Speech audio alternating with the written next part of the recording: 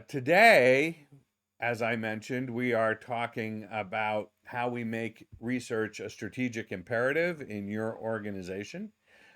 And so the we're going to talk about this for about 20 or 30 minutes. I got notes here, as I often do. We'll go through those notes. And once we get through the notes, uh, we will have Q&A. Cherie is helping me with the Q&A today. And so the easiest way to um, get your question in is to put it into the chat. Put it right in for everyone there. Say question for Jared, and Cherie will pick it out and show it to you, or ask it on your behalf, and then we'll have an opportunity for you and I to chat about it. That's what makes this a discussion, which is to me one of the more exciting parts of the program.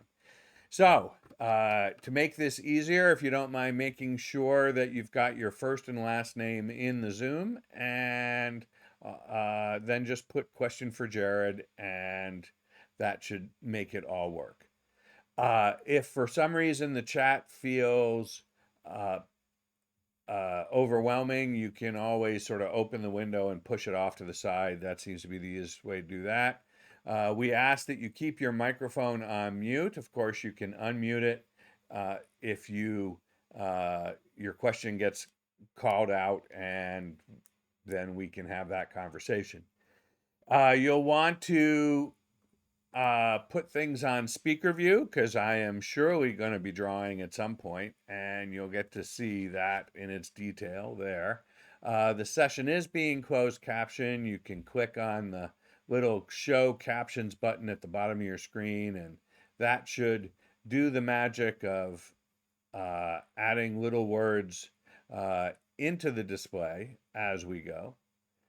And we will post the recording for this session within a day or so. So by this time tomorrow, you should have the recording of this, and we'll send out an email when that is ready. You can share it with coworkers, people who couldn't be here. Makes a great gift. And we'll be adding it to the Talk UX Strategy archives, of which we have already added 121 different Talk UX Strategy sessions. So you've got a lot of great content there to watch. So that's what I needed to talk to you about. And I don't know if you could hear the siren that just went spinning by, but I certainly could. I hope whoever it is uh, having a better day. Oh, here comes another one. There we go. Okay. Let's see. Yeah, I think I covered all the important things before we start talking about the topic. So let's jump into that topic.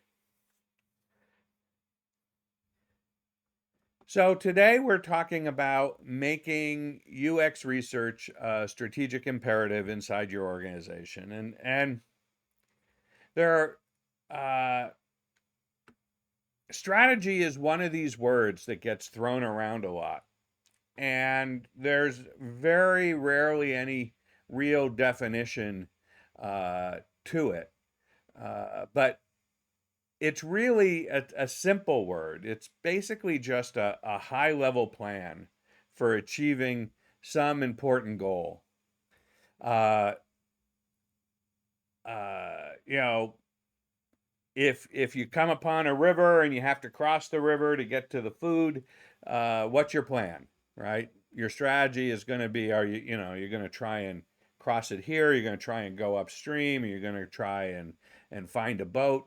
What's the strategy, right? So you can think of a strategy as just a way to achieve goals, and we need a strategy in an organization in order to be able to unite everybody on how we're going to achieve the goals. Because organizations are multi-person units, and if everybody's working on a different plan, everything goes in a different direction. So we use strategy as a way to unify all the people who are working to achieve the goals on how we're planning to achieve the goals. And so when we talk about something being strategic, what we really talk about is that it's contributing to that unified set of uh, of plans to achieve the goal. That's that's the nature of being strategic. Now, within an organization, organizations can have lots of different strategies happening simultaneously. The folks over, if your organization has a sales team, the folks over in the sales team, they have a strategy, a sales strategy. And the sales strategy is there to uh, basically explain how the people who have the expertise, the knowledge, the resources, the skills, the uh, energy, uh, uh, those people, uh, how are they going to work together to help the organization achieve its overall goals? That's what a sales strategy does. And at any given time, the sales team might have more than one strategy. For instance, they might have a strategy going on right now so that they are trying to get new customers to sign up for the product, while at the same time, they might have a different strategy to get existing customers to sign up for more different parts of the product, to basically upgrade their services. So, they have two strategies happening at the same time. They have two plans. Those plans need to work together, but at the same time, they are distinct plans. They are distinct strategies. And marketing has a strategy. Marketing strategy is to, possibly build awareness for the products and services, but at the same time to develop leads for the sales force. And if the sales force has uh, uh, different strategies themselves, then marketing might have more than one strategy. So we across the organization, we have lots and lots of different strategies, and the strategies all need to be coordinated. They all need to work together. And so this idea that uh, there are all these strategies happening in the organization simultaneously is an important one for us to understand, because if we're not aware of what those strategies are, if we don't understand what they are, there's a good chance we're not helping them. We're not uh, uh, giving the true value of what we could be doing in order to make sure that uh, everyone on our team is contributing to the goals that the organization has. Now, the goals that the organization has, the goals and priorities, those are often set at a very high level in the organization, and they guide every other decision that the organization makes, right? So if the organization is trying to grow the business in order to be able to deliver even more value to customers, then the strategies that each team puts together are going to be part of that. They're going to help figure out what products and services should be offered to generate more revenue that will then generate more profit, that will then be invested in building more things. They will determine that the goals and priorities will determine what the product roadmap should be over time, so that is happening. That growth is happening over a long period of time. It's going to determine then what budgets and timelines to use to be able to do all this.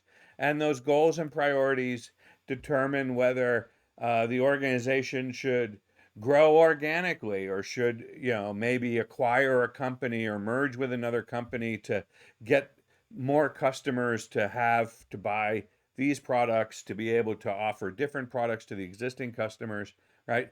All of these things work together.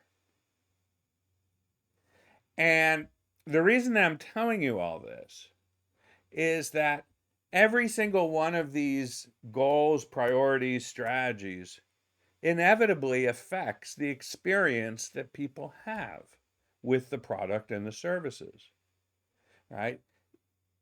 Everything points back to our customers and our users' experiences, which means that as UX people, we need to be part of the setting of those goals, the setting of those priorities, and the setting of those strategies. If we're not part of that, then the people who are making those decisions are making user experience decisions without the benefit of any of the expertise, knowledge, understanding that we can bring to the decision making process.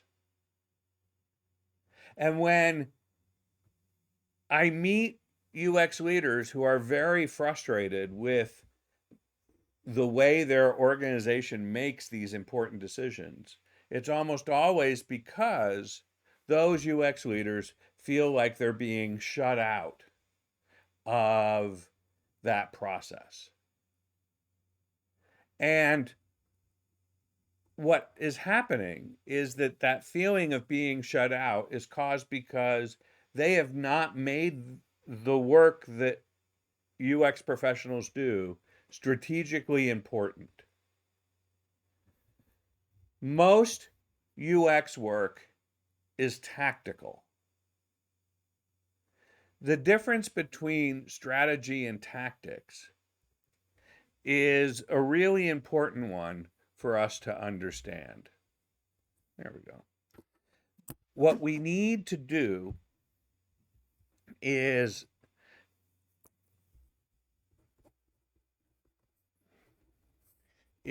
start to really uh, uh, understand how these two things are different.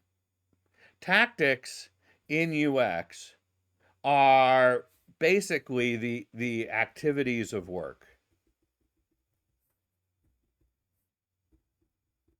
right? We can think of it as, producing wireframes, or uh, conducting usability tests.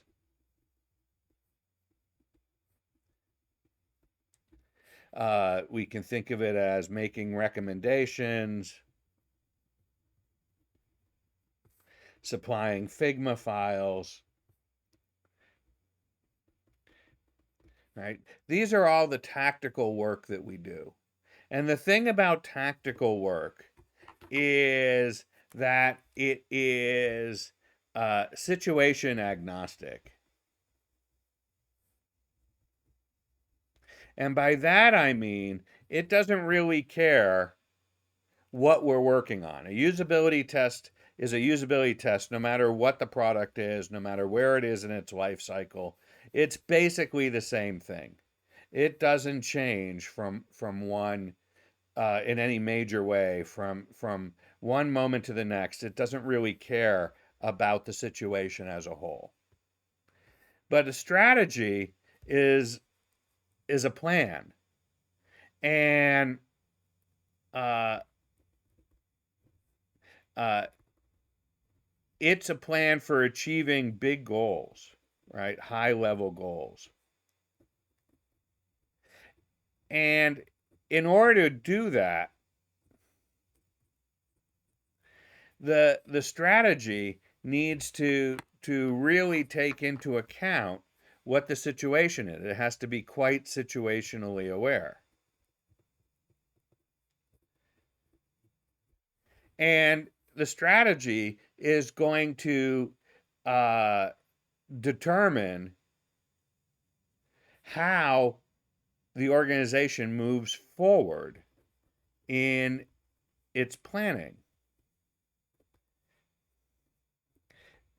in its achievement of the goals.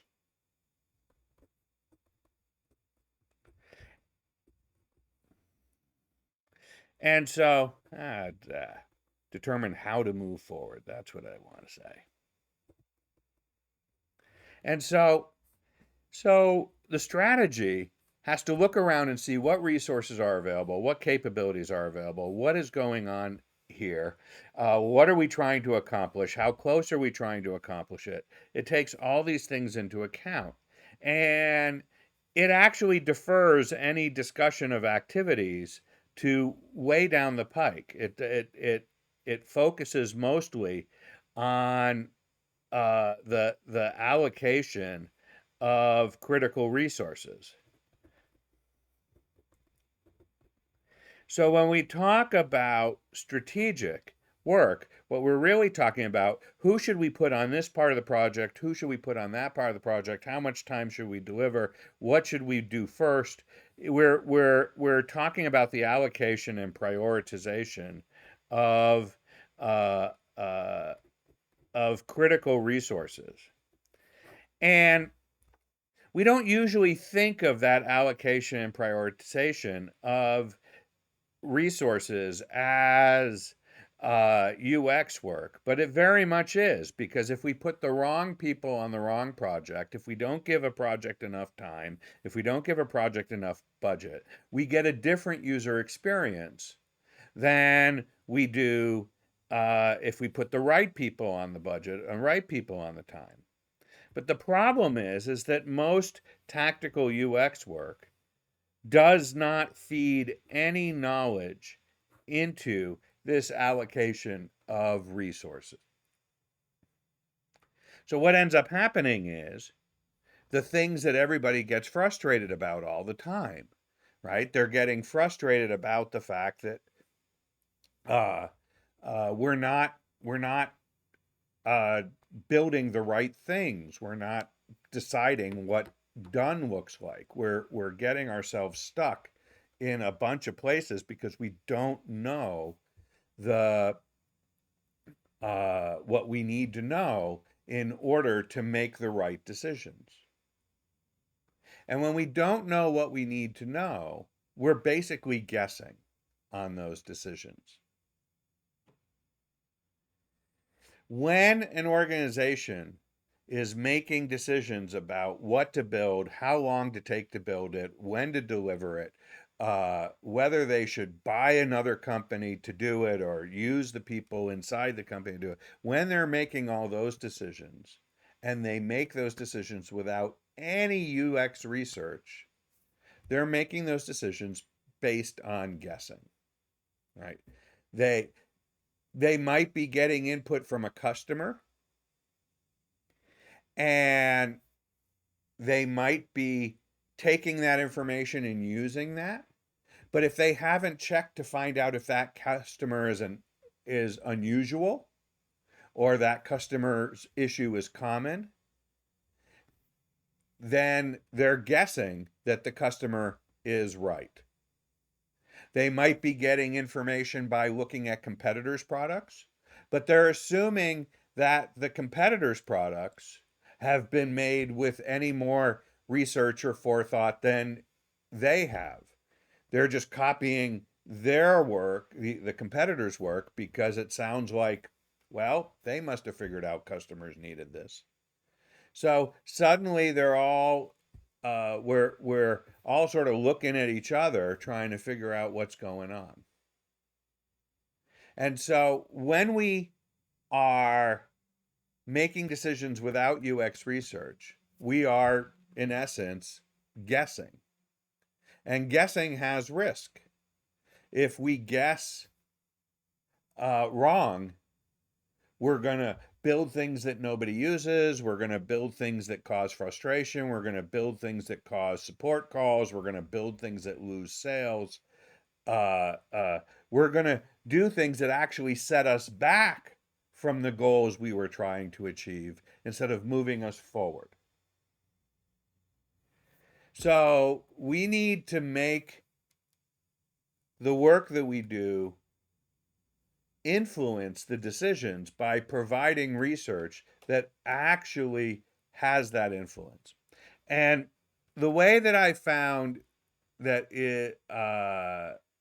to explain this that really works comes from Jen Cardello. Jen Cardello is the head of research at Fidelity Investments, and she talks about this as basically being this idea that you've we've got three ways to think of how we focus our time as UX people.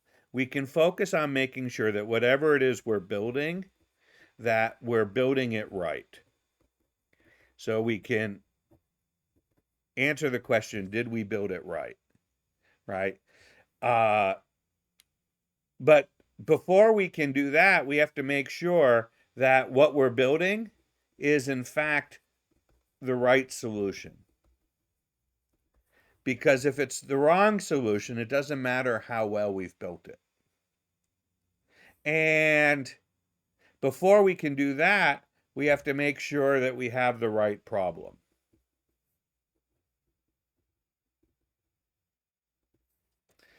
And are we solving the problem that is actually going to get us closest to the goals and priorities that our um, organization has set out?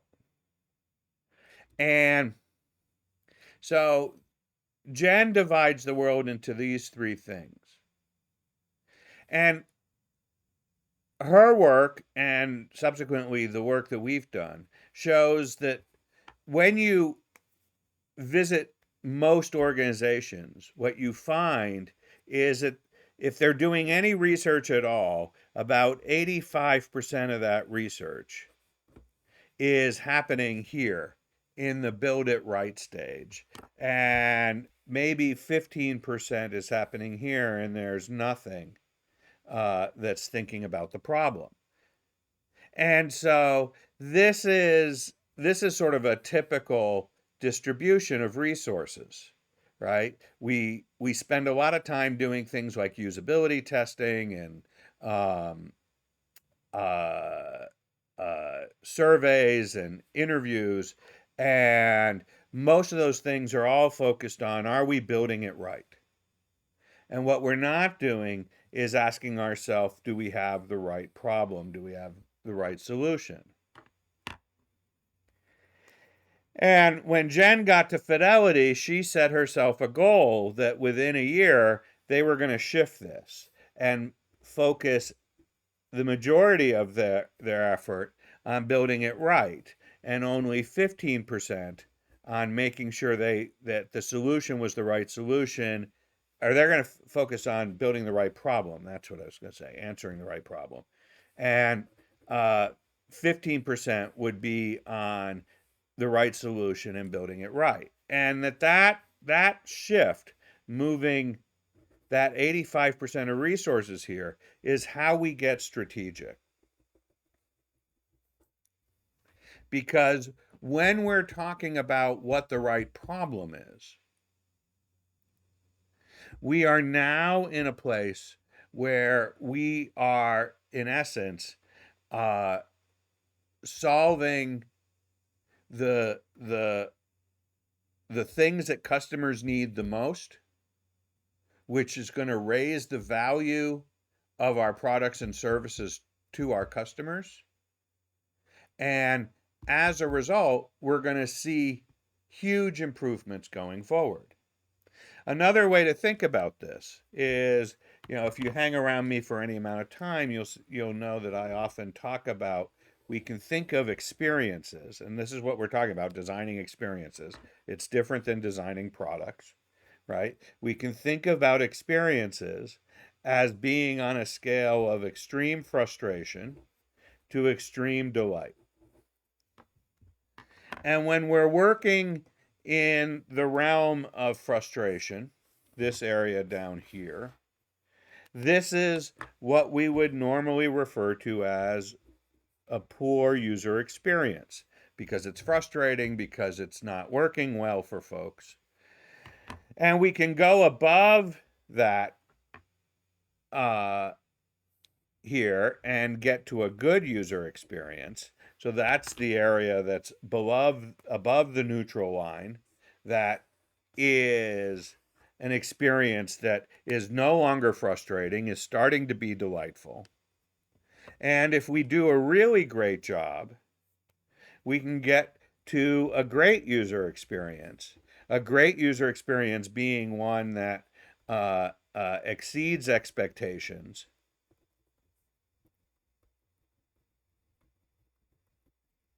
and uh, anticipates the needs of the users and the customers.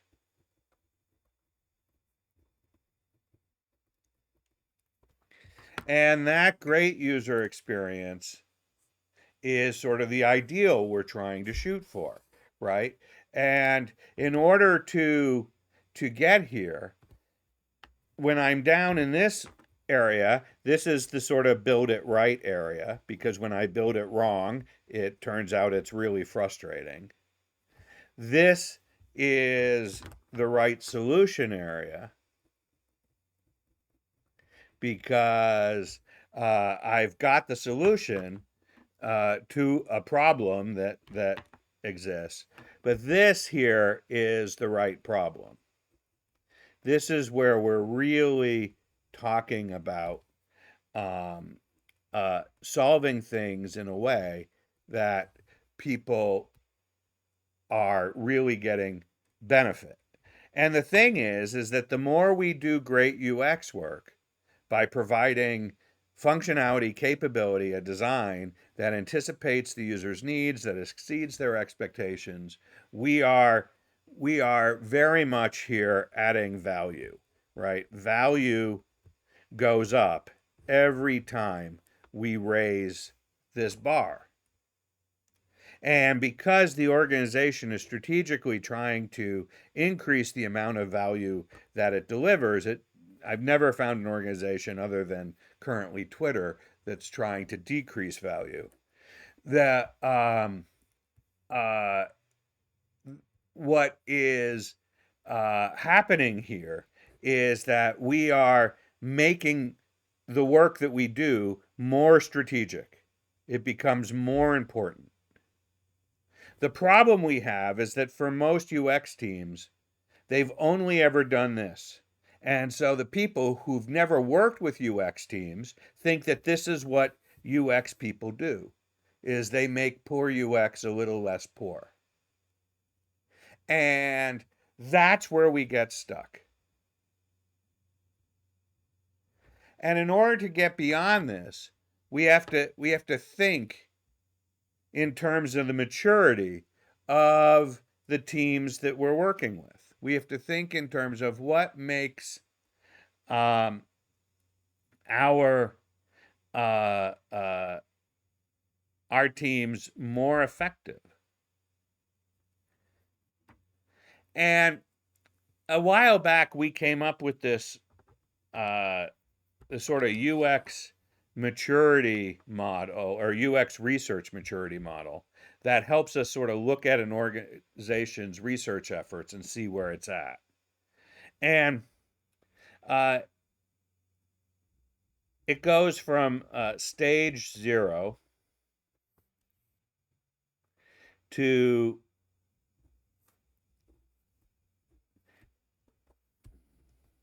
stage 6.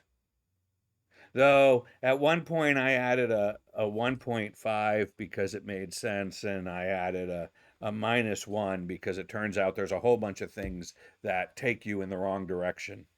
But the idea is that the more mature we get in our research capability, the more we move from this build it right model up to focusing on the right problem. And I'll talk about this more in upcoming weeks, but basically, uh, the way it works is this, right? Stage 0 is no research. Stage 1 or stage -1 is basically a bunch of harmful. Uh, uh, I'm going to put research in quotes here because it's not really research. It's more like a horoscope. So this includes things like unmoderated usability tests or surveys, using things like NPS or SUS, uh, uh, misinterpreting analytics, using focus groups, A/B tests. These are the things that actually make the experience worse by by following their direction. So I tend to not be big fans of that. But we can start to then focus on uh, the early stages, which is basically these three stages are all about usability testing, has to do with the stages have to do with where the tasks come from for usability tests. So, this is tactical usability testing.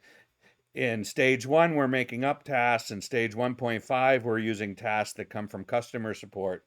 In stage 2, um, we're using tasks that are derived from other types of research, in particular interviews.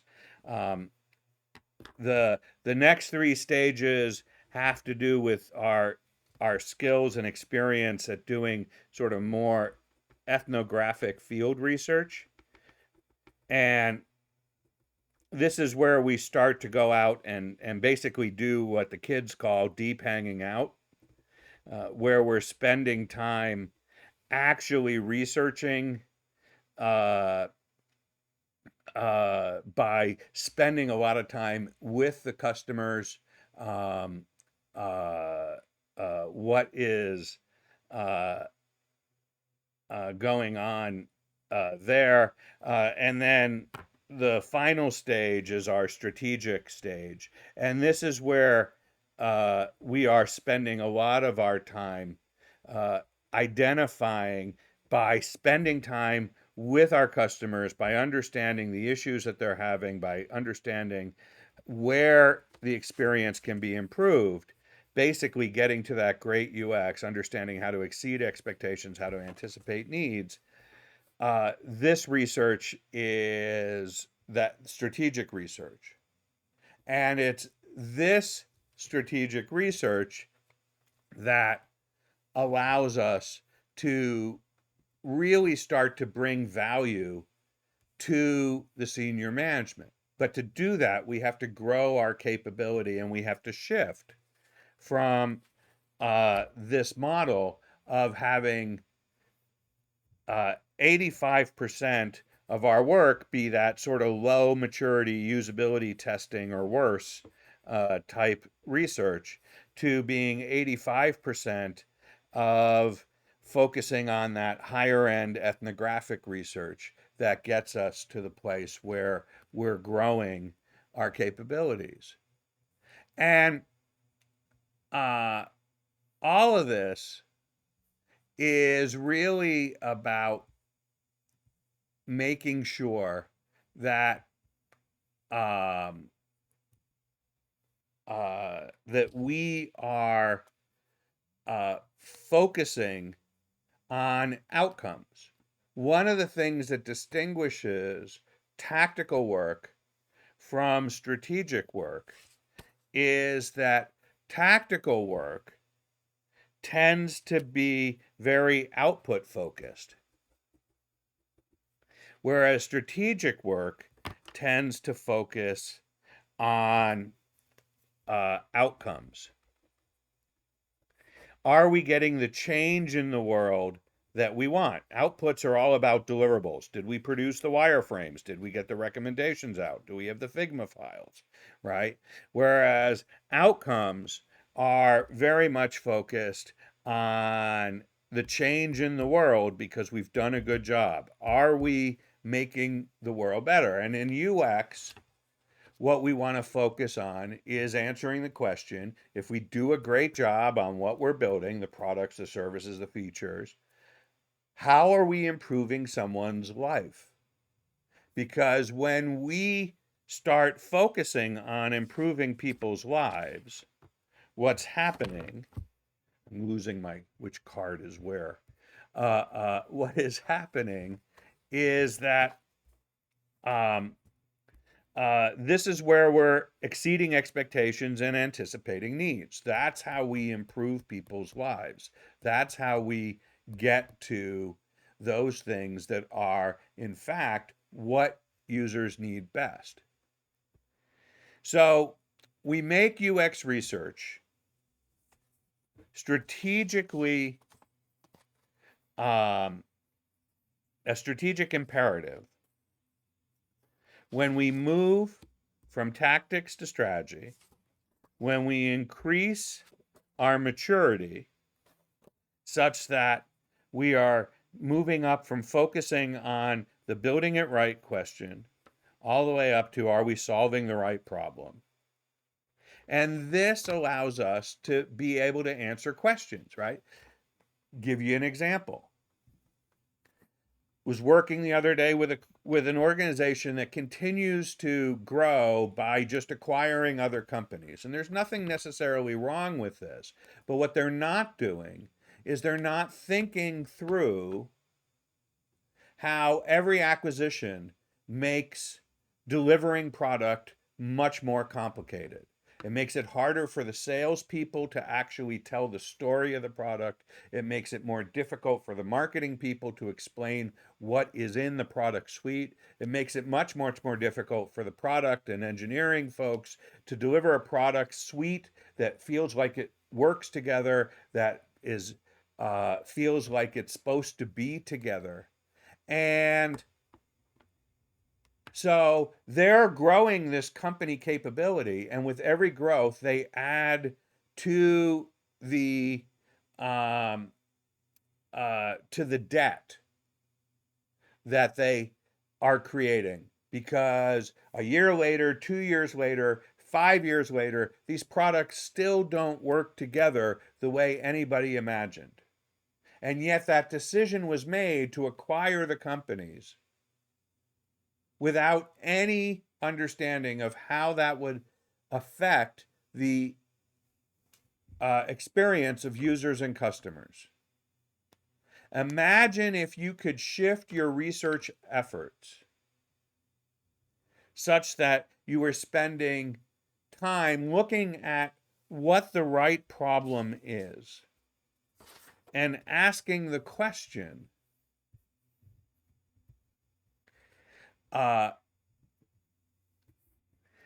how does acquiring this company anticipate the needs of our customers, exceed their expectations? What are we going to have to do after this? How are we going to allocate resources to this? How much time is it going to take? What are we going to then put in our salespeople and marketing people's hands so that they can accurately reflect what the product can and can't do? So that when people buy it, they have absolutely the right expectations and everything just works together. And it works the way you want it to work. How are we going to put that together? If we can provide the research that drives that, we could even identify where there are big holes in the experience that identify potential acquisitions. So now nobody makes an acquisition decision without taking UX research into account, because the UX research itself is absolutely contributing to the benefit of those decisions. And the organization is now moving ahead strategically because it has great research. The goal that we have to have is we have to make our organization the world's foremost experts in who our customers are and what our customers need. And in order to do that, we have to have the research already built, already set. Jared here. Thanks so much for watching. If you enjoyed this video, please give it a thumbs up and consider subscribing so you'll get more videos like this. If you have any comments, questions, or thoughts, feel free to drop them in the comments below. I'd love to hear from you. And hey, consider joining our Leaders of Awesomeness community. It's completely free, home to over 50,000 UX leaders who regularly share questions, ideas, inspiration about their experiences. The link is in the description below. Thanks again, and I'll see you in the next video.